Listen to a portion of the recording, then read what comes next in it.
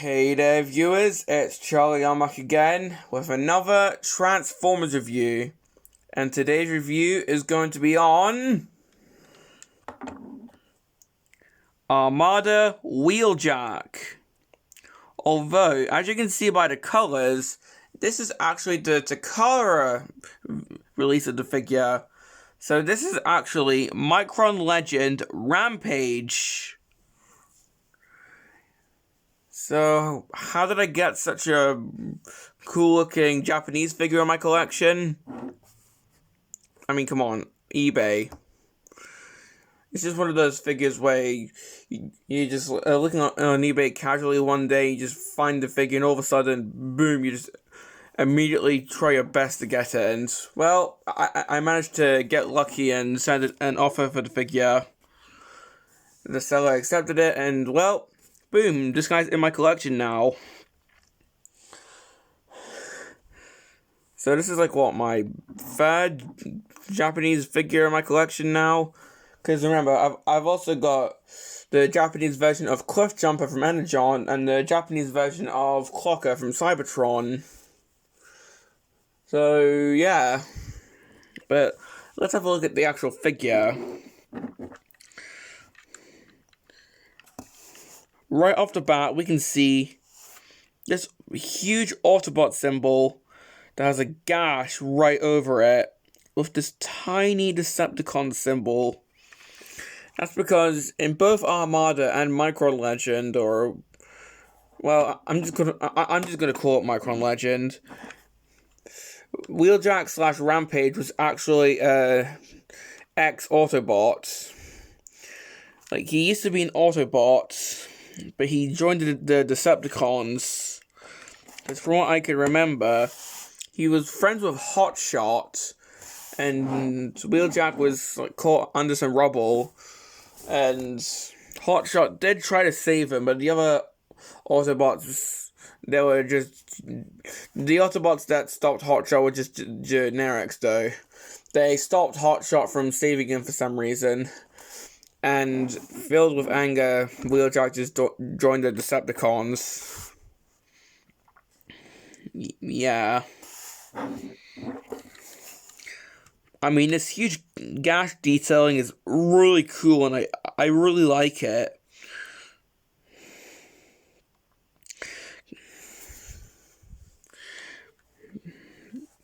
Now, with the Hasbro version of the figure, these blue bits would be yellow, and they'd cover this entire thing, or this entire section, where you can see this headlight section and this bit where it's currently black. This would all be yellow, along with this bit here.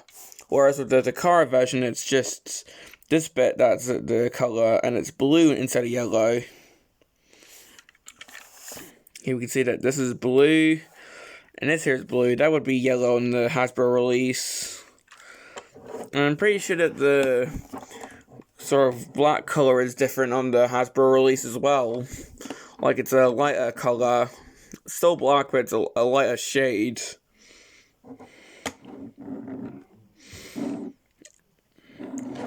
So, yeah. Having a look at the back, we can see some tail lights, which actually are colored, which well, that's really cool. I actually think that's a cool attention to detailing if my phone will focus. Okay, there we go. Well, those aren't really the tail lights. I don't think. Those are like the turn signals. Those are the turn signals, I think. I don't really know cars that well, but these bits are colored at least.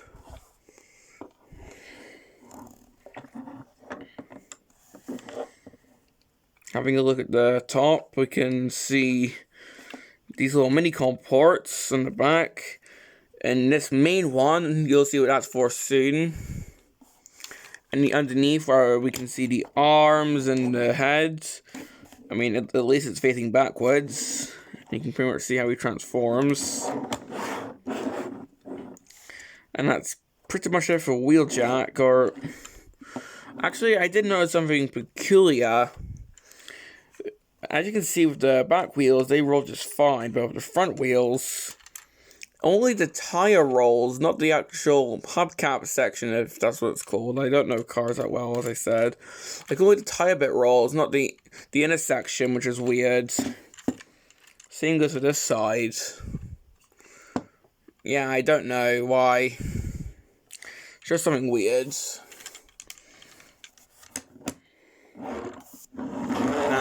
That's pretty much it for Wheeljack or Rampage. Here we have his Micron partner, Windshear, or as he's called in Japan, Hawk.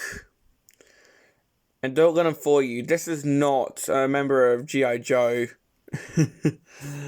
Okay, just kidding there. But as we can see, this is a little jet fighter. I'm not sure which kind, because I don't really know vehicles that well. Looking at the detailing, we can see... Well, here we can see the Micron insignia on the wings, so it's like a Seeker. Although Seekers are normally like F-15s, and this is some kind of bomber, I think, or some kind of Cybertronian jet. As I said, I'm not sure. And underneath, we don't have any visible robot junk, aside from, well, the arms. But come on, this is a Micron, so this can be forgiven. And that's pretty much all I have to say about the Micron. Aside from the actual gimmick, as we can see, we've got the Micron port here. It goes onto there. So here we have the gimmick. If I put this on there, it flips these doors up. Pretty much, it turns Wheeljack into the Mask Thunderhawk vehicle. If you remember, that toy had the doors flip up to form these little wings. And this figure pretty much does the same thing, only these are missile launchers.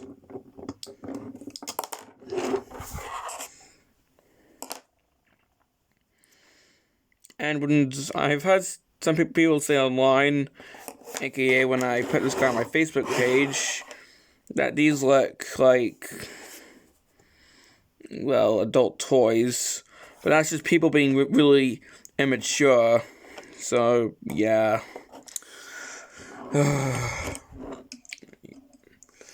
Well, you just try and put something online, and there's always that one person who tries to make it really inappropriate. It's really annoying. I'm not joking. Like, when I put this guy... Like, I put pictures of this guy in a Transformers fan group on Facebook. And at least one or two people said that his missiles look like something inappropriate.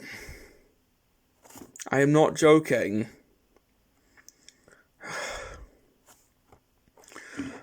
Okay, before my anger gets the best of me, let's just get on with the transformation. Well, to start off the transformation, we're actually going to need the Micron, because we're actually going to have to lift up the doors.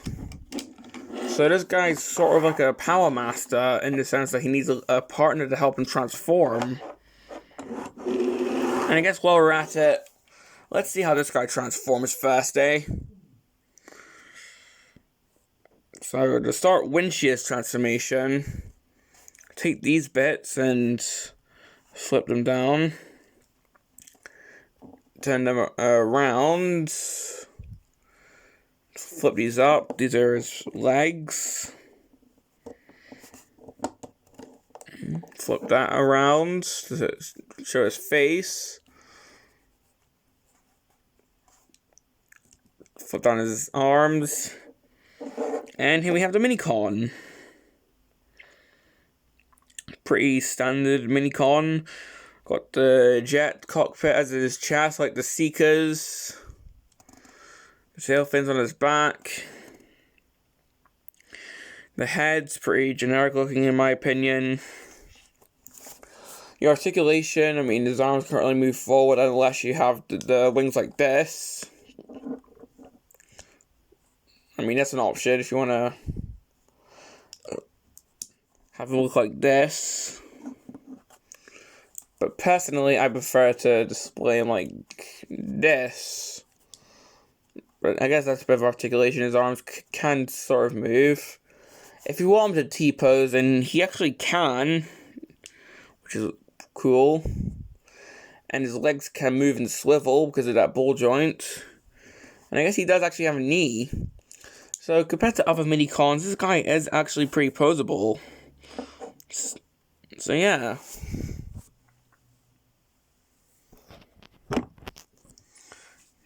Now just tilting my camera into the right position. Let's actually get on with Wheeljack's transformation.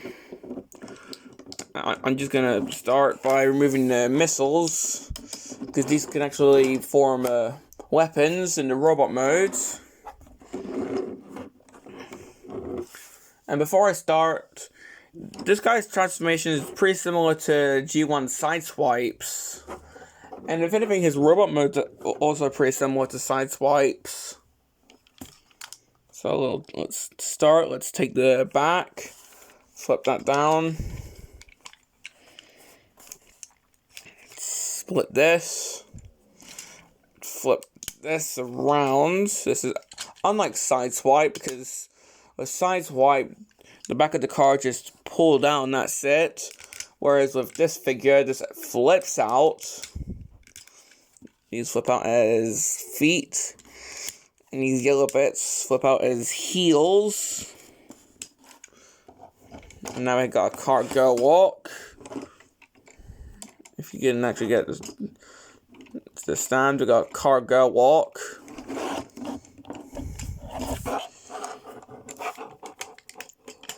Unpeg the arms and pull them out.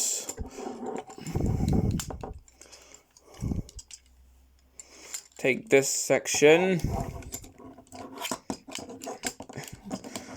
Just plug that in. And push the windshield section down. And here we have Wheeljack or Rampage in robot mode. And yeah, you can definitely see the resemblance to Sideswipe, can't you? I mean, hood chest, the wheel shoulders, the head. In fact, let's just have a look at the head, shall we? I'm pretty sure someone intentionally made the head resemble Sideswipe. If anything, I'm pretty sure that there was actually a BotCon Sideswipe from this mold. In fact, yeah, there was. Only it was a shattered glass Sideswipe. So yeah, so it was a Sideswipe that was a Decepticon, but he was still heroic. So yeah, this was recolored into a BotCon Sideswipe for shattered glass. I wonder what this mold would have looked like if it was recolored into a G1 Sideswipe, to be honest. I wonder what that would have looked like. I mean, if this was remolded to have an actual Autobot insignia. Oh, and what I'm about to show, he's got a Decepticon insignia on his arm here. And if we just put the missiles in his hands, because these can actually be handheld weapons. So he can hold these like nunchucks, I guess, or well, not nunchucks, but like batons.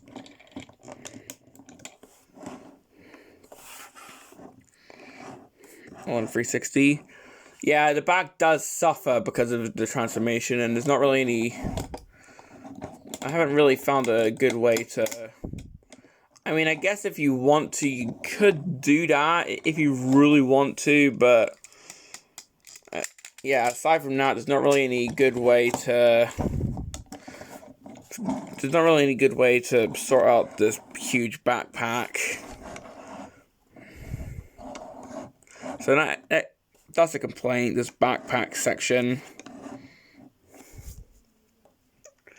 Now, articulation. Head, absolutely nothing. Arms, well, he can throw these at the person recording because he doesn't want to be reviewed because he's just so angry. But he can move his arms. Jesus, that's tight. But even though it's tight, he can move at the shoulders. He can T-pose, like so. Nothing at the waist.